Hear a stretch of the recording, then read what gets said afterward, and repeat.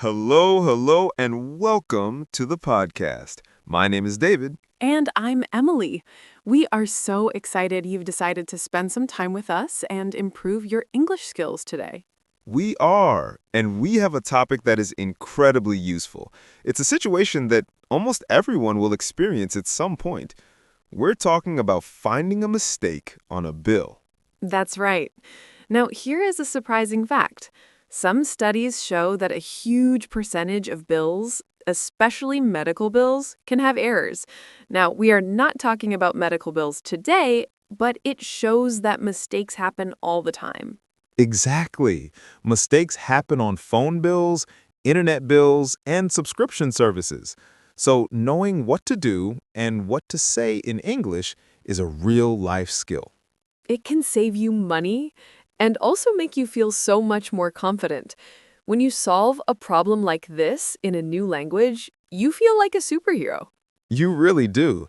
So, today we are going to walk you through this situation step by step. We'll give you the words, the phrases, and the confidence you need. Get ready to listen and learn. Let's jump right in. Okay, so to make this feel real, let's use a real-life example.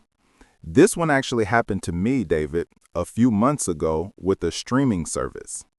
Oh, a streaming service? Like for watching movies and TV shows?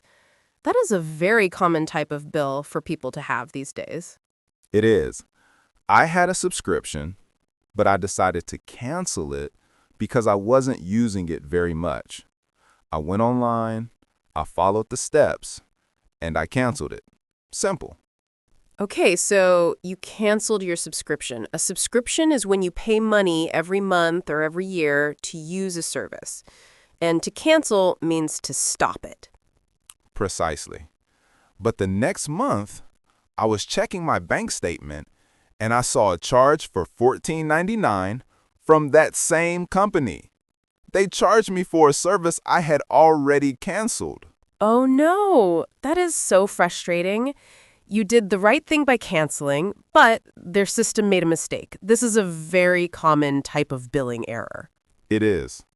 My first feeling was annoyance, but then I thought, okay, I can fix this. I just needed to take a deep breath and get organized. That is the perfect reaction. Don't get angry, get organized. So, what was the very first thing you did? Well, before I contacted the company, I knew I needed to find my proof. Proof? What do you mean by that, David?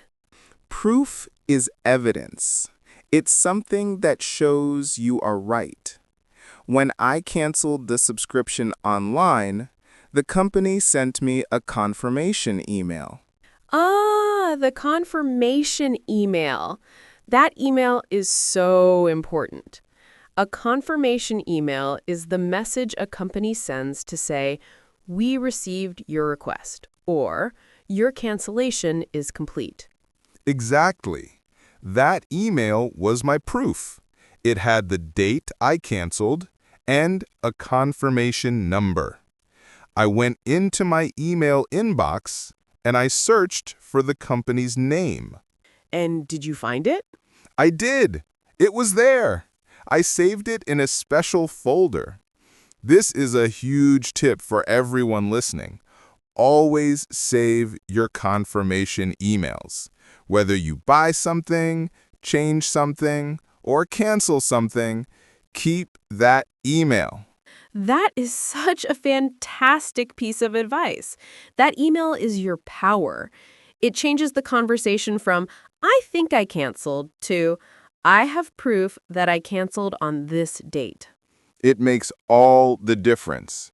So, with my proof in hand, I was ready to contact their customer support. So you had your proof. You were ready. Did you decide to call them on the phone? I thought about it, but I decided to use their online chat support instead. Many companies offer a live chat service on their website now. I love using online chat. for language learners, it can be even better than a phone call. Would you agree? I absolutely agree. On a chat, you don't have to worry about accents or speaking quickly. You can take your time to read their message and write your reply. You can even use an online dictionary to check a word if you need to. And at the end, you can often save a transcript, which is a written copy of the entire conversation. That's right. It's another form of proof. So, to prepare for the chat, I opened the chat window on their website. I also opened my email so I could easily copy and paste my confirmation number. Brilliant. You were totally prepared. You had all your information right there. You were ready to explain your problem clearly and provide your evidence. Preparation is the key to confidence. I knew exactly what I needed to say, and I had the proof to back it up. Okay, I think it's time for another role play. I will be the customer service agent in the online chat, and you, David, will be the customer. Sounds great. I'm ready. So I would go to the website, and a little chat box would pop up. Exactly. It would probably start with an automated message, something like, "Welcome to Stream TV's support. My name is Emily. How may I assist you today?" And I would type my first message. I would be friendly and direct. I'd write, "Hello, Emily. I'm writing about a charge on my account. I was charged for my monthly subscription, but I canceled it last month." That's perfect. It's polite and it explains the problem immediately. As the agent, I would then write back, "I'm sorry to hear that. I can definitely look into this for you. Could you please provide me with your full name and the email address associated with your account?" Sure. I type, "My name is David Smith, and the email is david.smith@email.com." Great. So you can see how the conversation starts. It's a simple exchange of information, just like on the phone, but in writing. All right, let's continue our online chat role play. So, Emily, as the agent, you have my name and email now. What's your next message? My next message would be, "Thank you, David. I've found your account. I can see a charge for $14.99 on September 10th. Can you tell me when you canceled the service?" Now, this is where my proof comes in. I would write, "Yes, I canceled it on August 15th. I received a confirmation email, and my cancellation number is C12345. Wow, that is a powerful message. You are giving me the exact date and the confirmation number. As an agent, this makes my job very easy. I would then write, "Thank you so much for that information. Please give me one moment to verify this in our system." So I would just wait, and I would type back, "Thank you." Let's pause the role play here for a second. Do you see what David did? He didn't just say, "I canceled."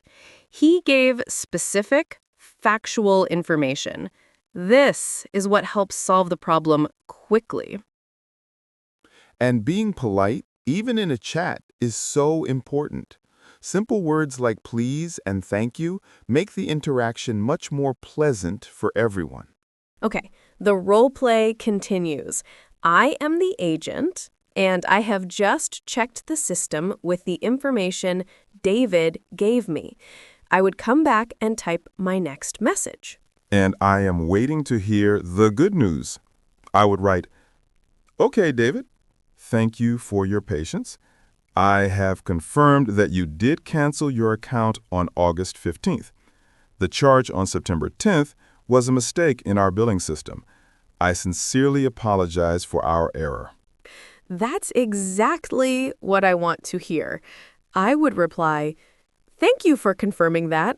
How can we fix it?" A great direct question. I would then write, I have already processed a full refund for the $14.99 charge. The money will be returned to your original payment method. You should see it in your account within 3 to 5 business days. Fantastic. So, a refund means the company is giving you your money back. That's the key word here. I'd want to confirm, so I'd type, "That's great news." So, a full refund of $14.99 will be back in my account this week. Is that correct? Yes, that is correct. I have also made sure your account is fully closed, so you will not receive any more charges. Is there anything else I can assist you with today? And I would finish with, "No, that is all. Thank you so much for your help, Emily." And just like that, the problem is solved, all through a simple online chat. It shows how effective it can be. Now, let's review some of the key phrases we used for written communication, because they can be slightly different from spoken phrases. Good idea. When you start, a simple hello is perfect. Then you can state your purpose with a phrase like, I am writing about an issue with my recent bill. Or, like David said in the role play, "I'm writing about a charge on my account." To explain the problem, you can write, "I was charged for a service I already canceled." When you provide your evidence, you can use the phrase, I have the confirmation email. Or you can say, according to my records, I canceled on. Using a phrase like, according to my records, sounds very organized. It does. When the agent offers a solution, like a refund, it is always a good idea to confirm what you understood. You can write, "just to confirm," or "so to be clear." This helps avoid any confusion. And finally, a nice closing is important. You can write, thank you for your assistance, or thank you so much for your help. It's a professional and polite way to end the conversation. I think the biggest lesson here is that you have options. If you are not comfortable making a phone call in English, that is completely okay. It is more than okay. Using email or an online chat can be a fantastic strategy. It allows you to manage the conversation at your own pace. You can read, think, and then write. You remove the pressure of having to respond immediately. This can make you feel much more in control and much more confident. And remember, your English does not need to be perfect. Not at all. The goal is clear communication. Look at the sentences we used in the role play. They were short, simple, and direct. That is all you need. The most important thing is to take action. Don't just ignore a billing error because you are nervous to talk about it. You work hard for your money, and you deserve to be charged correctly. Absolutely. And think about the feeling of success afterward. When you successfully fix a problem like this in English, it's a huge achievement. It will make you feel so proud, and it will motivate you to keep learning and keep trying. That feeling is the best reward. It shows you that your English skills are not just for the classroom, they are for your real life. Well, that just about does it for our episode today. Let's do a super quick recap of what we learned. First, when you see a potential billing error, don't panic. The first step is to investigate and look for proof, like a confirmation email. Second, prepare before you contact the company. Have your account information and your proof ready to go. Third, choose the communication method that works best for you. A phone call is great, but an online chat or email can be a fantastic, less stressful option for language learners. And finally, when you communicate, be clear, simple, and polite. Use the key phrases we practiced to explain your problem and understand the solution. We hope this lesson has made you feel more prepared and confident to handle this very real situation.